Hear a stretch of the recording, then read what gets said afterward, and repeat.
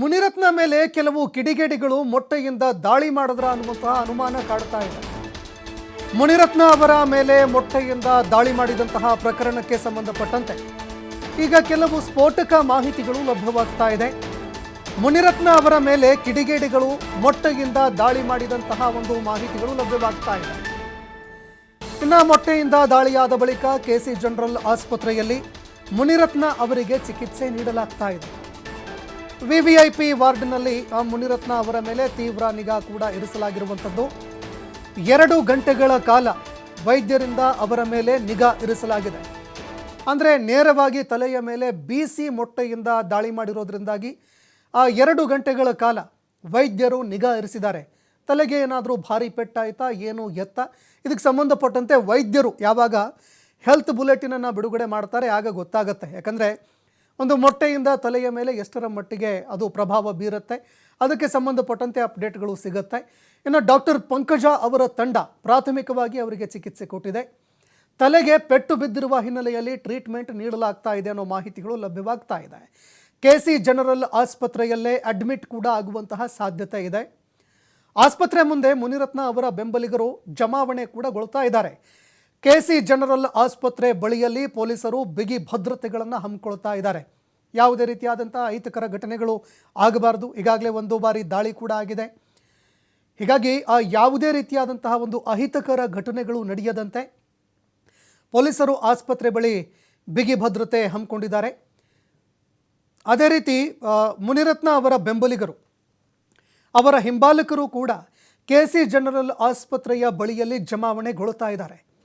ಹೀಗಾಗಿ ಯಾವುದೇ ಒಂದು ಅಹಿತಕರ ಘಟನೆಗಳು, ಯಾವುದೇ ರೀತಿಯಾದಂತಹ ಒಂದು ಮತ್ತೆ ಅಹಿತಕರ ಘಟನೆಗಳು ಆಗದಂತೆ ಇದೀಗ ಪೊಲೀಸರು ತೀವ್ರ ಕಟ್ಟುನಿಟ್ಟಿನ ಕ್ರಮಗಳನ್ನು ಕೈಗೊಳ್ತಾ ಇರುವಂಥದ್ದು.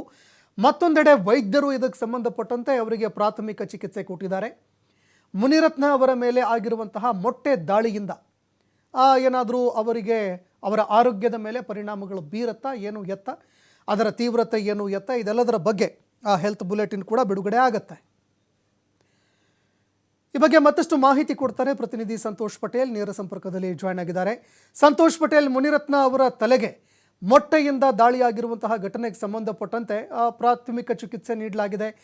ಏನು ಎಫೆಕ್ಟ್ ಆಗಿದೆ, ಅದರಿಂದ ಅವರ ಆರೋಗ್ಯ ಸ್ಥಿತಿಗತಿ ಯಾವ ರೀತಿಯಾಗಿದೆ, ಈ ಬಗ್ಗೆ ಮತ್ತಷ್ಟು ಮಾಹಿತಿ ಕೊಡೋದಾದರೆ.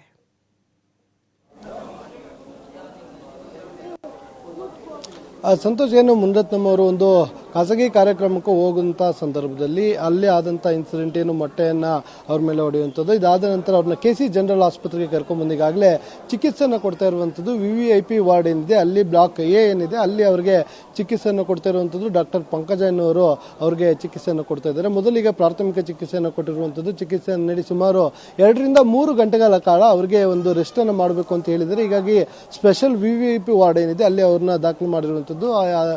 ಏನು ಮಲ್ಲೇಶ್ವರಂನ ಕೆಸಿ ಜನರಲ್ ಆಸ್ಪತ್ರೆಯಿಂದ ಅಲ್ಲಿ ಅವರಿಗೆ ಚಿಕಿತ್ಸೆಗೋಸ್ಕರ ದಾಖಲು ಮಾಡಿರುವಂಥದ್ದು. ನನ್ನ ಹಿಂಭಾಗ ನೋಡ್ಬೋದು, ಅವರ ಬೆಂಬಲಿಗರು ಏನಿದ್ದಾರೆ ಅವರೆಲ್ಲರೂ ಕೂಡ ಸಾಕಷ್ಟು ಜನ ಇಲ್ಲೇ ಬಂದು ಜಮಾಯಿಸಿರುವಂಥದ್ದು. ಅವರು ಅಂದರೆ ತಮ್ಮ ನಾಯಕರು ಒಳಗೆ ಚಿಕಿತ್ಸೆಯನ್ನು ಪಡ್ಕೊಳ್ತಾ ಇದ್ದಾರೆ. ಹಾಗಾಗಿ ಎಲ್ಲರೂ ಕೂಡ ಇಲ್ಲೇ ಇದ್ದಾರೆ. ಅದರ ಜೊತೆಗೆ ಪೊಲೀಸರು ಕೂಡ ಭದ್ರತೆಯನ್ನು ಕೊಟ್ಟಿರುವಂಥದ್ದು. ಅಂದರೆ ಈ ಪ್ರಕರಣವನ್ನು ನಾವು ನೋಡ್ತಾ ಹೋದರೆ ಮುನಿರತ್ನಂ ಅವರ ಮೇಲೆ ಹಲ್ಲೆಯನ್ನು ಮಾಡಿರುವಂಥದ್ದು ಯಾರು ಅನ್ನೋದ್ರ ಬಗ್ಗೆ ಪೊಲೀಸರು ತನಿಖೆಯನ್ನು ಮಾಡ್ತಾ ಹೋದಂಥ ಸಂದರ್ಭದಲ್ಲಿ, ಇನ್ಸಿಡೆಂಟ್ ಆದಂಥ ಸಂದರ್ಭದಲ್ಲಿ 3 ಈಗಾಗಲೇ ನಂದಿನಿ ಲೇಔಟ್ ಪೊಲೀಸರು 3 ಈಗಾಗಲೇ ಬಂಧನ ಮಾಡಿರುವಂಥದ್ದು. ಅದರ ಜೊತೆ ಮುಂಜಾಗ್ರತಾ ಕ್ರಮವಾಗಿ ಈಗಾಗಲೇ 10 ಜನರನ್ನ ಏನು ಪ್ರತಿಭಟನೆಯನ್ನು ಮಾಡಲಿಕ್ಕೆ ಮುಂದಾಗಿದ್ರು ಅವ್ರನ್ನು ಕೂಡ ವಶಕ್ಕೆ ಪಡ್ಕೊಂಡಿರುವಂಥದ್ದು. ಅಂದರೆ ಇಡೀ ಪ್ರಕರಣದಲ್ಲಿ ಪೂರ್ವ ನಿಯೋಜಿತವಾಗಿ ಸಂಚನ್ನು ರೂಪಿಸಿ ಇವರಿಗೆ ಮೊಟ್ಟೆ ದಾಳಿಯನ್ನು ಮಾಡಲಾಯಿತು. ಅದರಲ್ಲೂ ಮುನಿರತ್ನಂ ಅವರು ಮಾತನಾಡುವಂಥ ಸಂದರ್ಭದಲ್ಲಿ ಆಸಿಡ್ ಮೊಟ್ಟೆ ಅಟ್ಯಾಕ್ ಅನ್ನು ಮಾಡಿರುವುದು ಅಂತ ಹೇಳಿರುವಂಥದ್ದು. ಈ ಹಿಂದೆ ಆರಂಚರ್ಡ್ ಪೊಲೀಸ್ ಠಾಣಾ ವ್ಯಾಪ್ತಿಯಲ್ಲಿ ಬರುವಂಥ ಸಂದರ್ಭದಲ್ಲೂ ಕೂಡ ಮೊದಲ ಬಾರಿಗೆ ಅವ್ರ ಮೇಲೆ ಅಟ್ಯಾಕ್ ಆಗುತ್ತೆ. ಅದಾದ ನಂತರ 2ನೇ ಬಾರಿಗೆ ಸಕ್ಸಸ್ಫುಲ್ ಆಗಿ ಅವರಿಗೆ ಮೊಟ್ಟೆಯಿಂದ ದಾಳಿಯನ್ನು ಮಾಡುವಂಥದ್ದು. ಸೊ ತಕ್ಷಣ ಅವರ ಬೆಂಬಲಿಗರು ಕಾರ್ಯಕರ್ತರು ಏನು ಎಲ್ಲರೂ ಜೊತೆಲಿದ್ರೆ ಎಲ್ಲರೂ ಕೂಡ ಅವರಿಗೆ ರಕ್ಷಣೆಯನ್ನು ಮಾಡ್ತಾರೆ. ಮತ್ತೆ ಮಹಾಲಕ್ಷ್ಮಿ ಲೇಔಟ್ ಪೊಲೀಸರು ಅದರ ಜೊತೆಗೆ ನಂದಿನಿ ಲೇಔಟ್ ಪೊಲೀಸ್ ಏನಿದ್ರು ಅವರು ಕೂಡ ಅವರಿಗೆ ರಕ್ಷಣೆ ನೀಡಿರುವಂಥದ್ದು. ಸದ್ಯ ಇವರಿಗೆ ಚಿಕಿತ್ಸಾ ನಂತರ ಇಡೀ ಘಟನೆಗೆ ಸಂಬಂಧಪಟ್ಟ ಹಾಗೆ ದೂರನ್ನು ಕೊಡಬಹುದು. ಈಗಾಗಲೇ ಮುನಿರತ್ನಂ ಅವರು ಪ್ರತಿಭಟನಾ ನಿರತ ಆ ಸ್ಥಳ ಏನಿತ್ತು ಅಲ್ಲಿ ಒಂದಿಷ್ಟು ಹೇಳಿಕೆಗಳನ್ನು ಕೊಟ್ಟರು. ಡಿ.ಕೆ. ಶಿವಕುಮಾರ್ ಇರ್ಬೋದು, ಡಿ.ಕೆ. ಸುರೇಶ್ ಇರ್ಬೋದು, ಕುಸುಮಾ ಅವರು, ಹನುಮಂತರಾಯಪ್ಪ ಸೇರಿದಂತೆ ಇವರೇ ಎಲ್ಲರೂ ಕೂಡ ನನ್ನ ಹತ್ಯೆ ಮಾಡಲಿಕ್ಕೆ ಮಾಡಿರುವಂಥ ಸಂಚು, ನನಗೆ ಏನೇ ಆದರೂ ಕೂಡ ಇವರೇ ನೇರವಾದ ಕಾರಣ ಅಂತ ಹೇಳಿ ಆರೋಪಗಳನ್ನು ಮಾಡಿದ್ರು. ಸೊ ಈಗ ದೂರನ್ನು ಕೊಡಬೇಕಾಗತ್ತೆ. ಈ ಘಟನೆಗೆ ಸಂಬಂಧಪಟ್ಟ ಹಾಗೆ ಇನ್ನು ದೂರನ್ನು ಕೊಟ್ಟಿಲ್ಲ. ದೂರನ್ನು ಕೊಡೋದೇ ಅಂತ ಆದರೆ ಅವರು ಯಾವ ರೀತಿಯಾಗಿ ದೂರನ್ನು ಕೊಡ್ತಾರೆ, ಯಾರ ಮೇಲೆ ದೂರನ್ನು ಕೊಡ್ತಾರೆ ಅನ್ನೋದನ್ನ ನಾವು ಕಾಯ್ದು ನೋಡಬೇಕಾಗುತ್ತೆ. ಸಂತೋಷ್, ಧನ್ಯವಾದಗಳು ಸಂತೋಷ್ ಪಟೇಲ್ ನಿಮ್ಮೆಲ್ಲ ಮಾಹಿತಿಗೆ.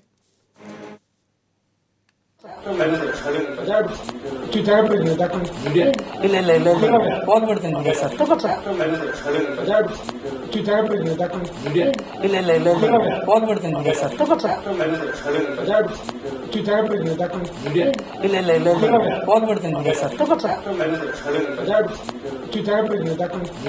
ಇಲ್ಲ ಹೋಗ್ಬಿಡ್ತೀನಿ ಸರ್. ಇಲ್ಲ ಹೋಗ್ಬಿಡ್ತೀನಿ ಸರ್. ಇಲ್ಲ ಹೋಗ್ಬಿಡ್ತೀನಿ ಸರ್.